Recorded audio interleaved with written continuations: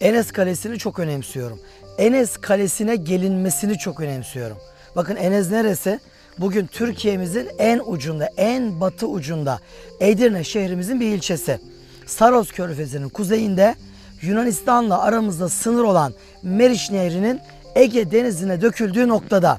Ve burada stratejik bir kale var. Enes Kalesi. Yani burası Ege Denizi, kalenin baktığı burası boydan boya. Şurası da Meriç Nehri. Tam köşeyi tutan bir kale burası.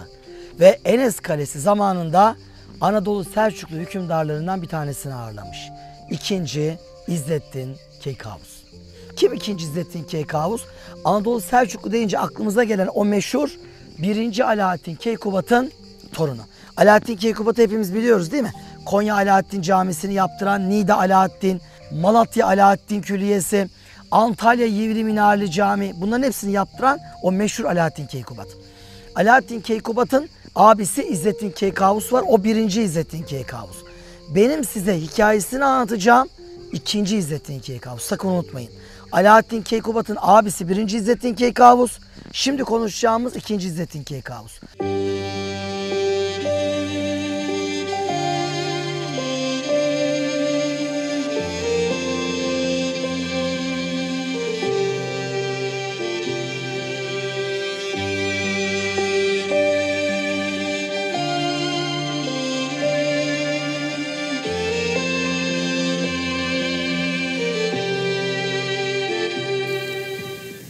Alaaddin Keykubat döneminde en son Moğolların önünden kaçan Harzemşahlar hükümdarı Celaleddin Harzemşah'la Yassıcemen Savaşı'nı yapıyor. Onları yeniyor. Bir süre sonra bir suikastla Kayseri bölgesindeyken Keykubadiye Sarayı civarında vefat ediyor ve Konya Alaaddin Tepesi'ne defnediliyor. Yerine oğlu 2. Gıyasettin Keyhüsrev geçiyor. Onun döneminde Moğollarla Kösedağ Savaşı yapılıyor. Kösedağ Savaşı'nı Anadolu Selçuklular kaybediyor. Ve Gıyasettin Keyhüsrev Anadolu Selçuklu'nun güney illerine, Antalya, Alanya bölgesine kaçıyor. Orada vefat ediyor. 2. Gıyasettin Keyhüsrev 1246 yılında vefat ettiğinde yerine 3 tane oğul bırakıyor. En büyüğü 11 yaşında, ikincisi 9 yaşında, üçüncüsü 7 yaşında. Bak, bu isimleri unutmayın. Çünkü anlatacağım tarihteki bu gerçek olayın omurgasını bu 3 isim oluşturuyor. En büyük oğlu kim? 2. İzzettin Keykavus 11 yaşında. Bir küçüğü kim? 4. Kılıç Arslan 9 yaşında. Bir küçüğü 7 yaşında 2. Alaaddin Keykubat. Demek ki Gıyasettin Keyhüsrev, 2. Gıyasettin Keyhüsrev büyük oğluna amcasının adını vermiş. Amcasının küçük oğluna da babasının adını vermiş. Normalde 2. Gıyasettin Keyhüsrev ölmeden evvel bu 3 oğlundan en küçüğünü tahta aday göstermiş, vasiyet etmiş. Yani 7 yaşındaki o gün Gürcü prensesi Tamara'dan olan oğlu 2. Alaaddin Keykubat'ı. Fakat baba öldüğünde 2. Gıyasettin Keyhüsrev o gün Selçuklu'da çok baba Selçuklu vezirleri var. Emir Karatay var. Sahip Ata Fahrettin Ali var. Bunlar çok özel adamlar. Hemen bunlar devreye giriyorlar. Özellikle Emir Karatay. Ve en küçük değil de en büyüğün hükümdar olmasının doğru olacağını düşünüyor. O günlerde en büyük 11 yaşındaki İzzettin, 2. İzzettin Keykavus bugün Isparta'ya bağlı olan Uluborlu şehrinde şehzade. Hemen Uluborlu'ya gidiyorlar Selçuklu vezirleri. Onu oradan alıyorlar. Diğer 2 kardeş 4. Kılıç Arslan'la 2. Alaaddin Keykubat da alınıyor. Akşehir'e geliyorlar.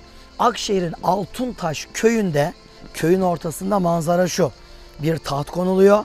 Tahtta 2. İzzettin Keykavus. İki kenarına 2 tane kürsü konuluyor. Kürsünün birinde bir küçük kardeşi 4. Kılıç Arslan. Öbüründe iyice küçük olan 7 yaşındaki 2. Alaaddin Keykubat ve Emir Karatay o büyük olanı hükümdar seçiyor. Diğerleri de ona naip, yardımcı. Neden? Çünkü kötü niyetli insanlar hemen bu küçük şehzadelerin kanına girip isyan ettirmeye çalışıyorlar. Anadolu Selçuklu parçalanacak. Parçalanmasın istiyor. Parçalanmasın. Ve orada hükümdar ilan ediyor. Bu şekilde o 11 yaşındaki çocuk 19 yaşına gelene kadar 8 yıl boyunca böyle üçlü bir sistemle devleti 2. İzzettin Keykavus yönetiyor. Yönetiyor ama Moğollar da Anadolu'ya alabildiğine girmeye başlıyorlar. O günlerde Moğol hükümdarı değişmiş. Yeni Moğol hükümdarı için bizzat Moğolların başkentine bu Selçuklu şehzadelerinin gönderilmesi lazım. Ve kim gidecek? İkinci İzzettin Keykavus'un yerine bir küçük kardeşi 4. Kılıç Arslan'ı gönderelim diyorlar. Gönderiyorlar. O gidiyor. O yeni Moğol hükümdarının seçimine katılıyor. Tabii onu beğenen o günkü yeni Moğol hükümdarı ona yarlığı veriyor. Yani seni hükümdar seçiyorum diyor. O da geliyor dönüşte Sivas'ta yanındaki vezirlerin de pohpohlamasıyla artık abimi tanımıyorum, hükümdar benim diyor. Hadi al iç savaş. Abiyle kardeş 2. İzzettin Keykavus'la 4. Kılıç Arslan savaşıyorlar. Ve savaşı 2. İzzettin kazanıyor. Kardeşine kötü davranmıyor. Diyor ki kardeşim bak yaptığın doğru değildi, bir sürü Müslüman kanı döküldü.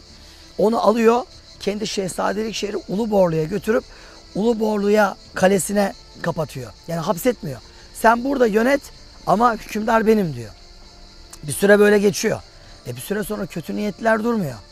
O günlerde Baycu Noyan diye Moğolların ünlü bir komutanı Anadolu'ya giriyor. Hülagü ipleri daha yeni yeni eline almış İlhanlı Devleti'nde. Baycu ile Hülagü'nün arası kötü mü iyi mi? Selçuklular bunun çok farkında değiller. Dev orduyla Anadolu'ya giriyor. Baycu ile ne yapalım ne edelim derken yanındakilerin de onu gaza getirmesiyle 2. İzzettin Keykavus Baycu Noyan'la Aksaray Sultanhanı civarında savaşıyor. Ve maalesef savaşı kaybediyor. Tabi bu arada savaşa bizzat kendisi girmiyor. Kendisi Konya'da bekliyor. Savaşın kaybedildiğini öğrenince yanına hazinesini adamlarını da alarak Antalya taraflarına çekiliyor. Tabi Baycu Savaşı kazanıyor. Bu kez kardeşi 4. Kılıç Arslan yeniden hükümdar ilan ediliyor. Bu kez tekrar devreye Emir Karatay giriyor. Selçuklu veziri. Bu üçünü bir araya topluyor. Bu kez üçlü bir konsürsiyum kuruyor. Ve diyor ki yapmayın etmeyin devlet parçalanmasın. Tekrar hepsini ikna ediyor. Bir kez daha. O günlerde Moğol İmparatoru yeniden değişiyor. Mönglü Moğol İmparatoru oluyor. İmparator olunca yanına bunları çağırıyor gelin diye. 2. İzzettin Keykavus gidecek. Ama tam yola çıkacaklarken haber oluyor Emir Karatay ölmüş. Zaten Emir Karatay tutuyordu bunları bir arada. Onun ölüm haberini duyunca gitmiyor geri dönüyor. Küçük kardeşi 2. Alaaddin Keykubat'ı gönderiyor. 2. Alaaddin Keykubat yola çıkıyor. Gidiyor. Hatta giderken Erzurum Pasinler'de bir rivayete göre suikastla öldürülüyor. Bilmiyorum haberlerden hatırlayacak mısınız? Bundan tam 2 sene önce Erzurum Pasinler'de toprağın altında kalmış bir kümbet vardı. Sadece ucu gözüküyor. Define avcıları sen buraya gir, burayı kazmaya çalış. Kazarlarken tabii jandarma geldi, etti. Adamlar suçüstü yapıldı. Onların kazdığı yeri bu kez arkeologlar açtılar. 2 tane mezar çıktı. Gürcü Kraliçesi ve oğlu 2. Alaaddin Keykubat'ın cenazeleri çıktı ortaya. Yani hiç bilinmiyordu. Öldürüldüğü biliniyordu Erzurum Pasinler'de. Mezarı nerede bilinmiyordu. Mezarı da bu şekilde bulunmuş oldu. Geriye kaç kişi kaldı? 2. Gıyasettin Keysürev'in büyük ve ortanca oğlu kaldı. Büyük oğlu 2. İzzettin Keykavus, ortanca oğlu 4. Kılıç Arslan. Küçük olan öldü. Bu kez bunlar bir daha taht kavgasına girecekler. Möngli yeni Moğol kralı diyor ki aranızda Sakarya Nehri'ne sınır yaptım. Batısı İzzettin Keykavus'un, doğusu 4. Kılıç Arslan'ın diyor. Ve böylece ikisi farklı yerlerde hükümdarlık yapıyorlar. Birinin merkezi Konya, öbürünün Sivas oluyor. İzzettin Keykavus'un veziri kim? Sahip-ata Fahrettin Ali. 4. Kılıç Arslan'ın veziri kim? Muhyiddin Pervane. Devlet maalesef Emir Karatay'ın ölümüyle 2'ye parçalanıyor. 2. İzzettin Keykavus yanındaki veziri Sahip-ata Fahrettin Ali'yi bu kez kardeşine gönderiyor elçi olarak. Fahrettin Ali kalkıyor oraya gidiyor ve 4. Kılıç Arslan'a tabi oluyor. Ve İzzettin Keykavus yalnız kalıyor. Eyvah bana karşı bir plan mı var düşüncesiyle Alanya taraflarına gidiyor. Antalya bölgesine ve orada gemiye biniyor. Bana karşı bir hareket yapılacak Moğollarla kardeşimin Selçuklu birlikleri diye bir gemiye biniyor. Kendisi, ailesi, çocukları, kendisi o zaman 20 yaşlarında. Çocukları var. Ve gemiyle beraber İstanbul'a geçiyor. İstanbul'da 8. Mihail Paleologos'a sığınıyor. Yıl 1262. Yani 1261'de ne oldu? İznik Rum İmparatorluğu'ndaki Mihail İstanbul'dan, Katoliklerden, Latin istilası sonrası İstanbul'u daha yeni aldı. Bir yıl oldu. İstanbul'a geliyor ve 8. Mihail onu önce çok güzel karşılıyor. Ağırlıyor, ilgileniyor. Tabi bu dostluk çok uzun sürmüyor. Hülagü ile mektuplaşıyorlar. Hülagü 8. Mihail'i hem hediyelerle hem de bir yandan korkutarak tehdit ediyor ve Selçuklu hükümdarını esir edeceksin. Misafir etmeyeceksin diyor. Mihail bunun üzerine bir ay gayet güzel baktığı, ilgilendiği 2. İzzettin Keykavus'u, yanındaki adamlarını ve Keykavus'un oğullarını bir gece esir ediyor, hapsediyor. Ve nereye kapatıyor biliyor musunuz? İşte bu görmüş olduğunuz Enes Kalesi'ne hapsediyor. Hatta 2. İzzettin Keykavus'un bir de küçücük oğlu var. Onu İstanbul'da tutuyor. Zorla, ağır işkencelerle çocuğu Hristiyan yapıp Konstantin adını veriyor. Tabii çocuk böyle bir şey kabul etmiyor ama küçücük. Enes Kalesi'nde bu gördüğünüz şu an bakın taşlarını tuttuğum bu kalenin zindanlarında ağır işkence altında 2. İzzettin Keykavus ve yaşı büyük olan oğulları ve ünlü Selçuklu komutanları hepsi burada haftalarca ağır işkenceye tabi tutuluyor. Hristiyan olacaksınız, Hristiyan olacaksınız. Hiçbirisi kabul etmiyor. Hatta Hristiyanlığı kabul etmeyen Selçuklu emirlerinin bir kısmı bu kalede işkence altında öldürülüyor. Bu işkenceleri haber alan Karadeniz'in kuzeyinde Müslüman bir Türk devleti var. Altınordu Devleti. Ve devletin başında Berki Han var. Ki düşünün Berki Han'la Hülagü de uzaktan akraba. Hülagü Bağdat'taki Abbasi halifesini öldürdüğü için zaten Berki Han Hülagü'ye diş biliyor. Bir de kalkıp Selçuklu hükümdarına sen o günün Doğu Roma İmparatoruna esir ettir, Enes Kalesi'ne hapsettir ve ağır işkenceyle Hristiyan yapmaya çalış. Berki Han delleniyor. Ve küçük bir ordu topluyor. Bir gece operasyonuyla Karadeniz'in kuzeyinden Trakya'dan buraya geliyorlar. Ve bu gördüğünüz kaleye bir operasyon düzenliyorlar. Bu operasyonda İzzettin Keykavus, oğulları ve hayatta kalan emirler kurtarılıyor. Ve Berki Han Karadeniz'in kuzeyinde, bugün Kazan civarı, Saray onun başkenti, başkentini alıyor. Geçmiş olsun diyor, son derece iyi davranıyor. Kırım bölgesinde ona bir takım yerler veriyor. Diyor ki buralar senin olsun, sen buraları yönet diyor. Berki Han ayrıca 2. İzzettin Keykavus'la kendi kızını evlendiriyor.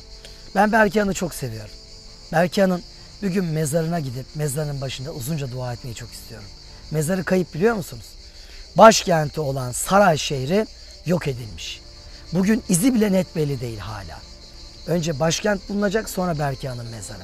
Berki Han o gün putperest Moğollara karşı mücadele eden 2 adam vardı. Bir tanesi Memlük hükümdarı Baybars. Bir kızını Türkan Hatun'u Baybars'la evlendirdi. Bir diğer kızını da Moğollara karşı mücadele eden Anadolu Selçuklu hükümdarı 2. İzzettin Keykavus'la evlendirdi. Bu izdivaçtan 2. Mesut dünyaya geldi. 2. İzzettin Keykavus bir daha Anadolu'ya dönmedi. 15 yıl kadar Kırım'da yaşadı ve orada vefat etti. Kırım Kefe'de bir sarayı vardı. Hatta bir Cenevizli yazar Kefe bölgesinde bir Selçuklu sarayının kalıntılarını gördüğünü söyler. 2. İzzettin Keykavus Kırım'da yaşadı ve Kırım'da öldü. Bugün mezarı Kırım'da bulunmakta. Ve Kırım'da doğan oğlu 2. Mesut daha sonra Anadolu'ya geldi. Anadolu Selçuklu'nun son hükümdarı oldu ve yıllar sonra Osmanoğulları Beyliği devletleşirken onlara devlet olma izni ve emrini işte 2. Mesut verdi. Onlara nöbet gönderdi. Hutbe okuyun ve artık para basabilirsiniz dedi. Osmanlı Devleti'nin de kuruluşuna onay veren kişi 2. Mesut oldu. 2. İzzettin Keykavus'un oğlu. Bir gün muhakkak buraya gelin. Enes Kalesi'ne. Geldiğiniz zaman bu gördüğünüz kaleyi gezin. Kalenin zindanlarına girin. Ve zindanlarında işkence altında Hristiyan olacaksın diyen Romalılara karşı hayır ben Müslüman Türk'üm elhamdülillah diyen Selçuklu Sultanı'nı ve Fatih'in 1456'da burayı fethettiğinde camiye çevirdiği Ayasofya Fatih Camii'nde hem 2. İzzettin Keykavus'un hem de Fatih Sultan Mehmet'in izini sürmeyi sakın ha sakın unutmayın.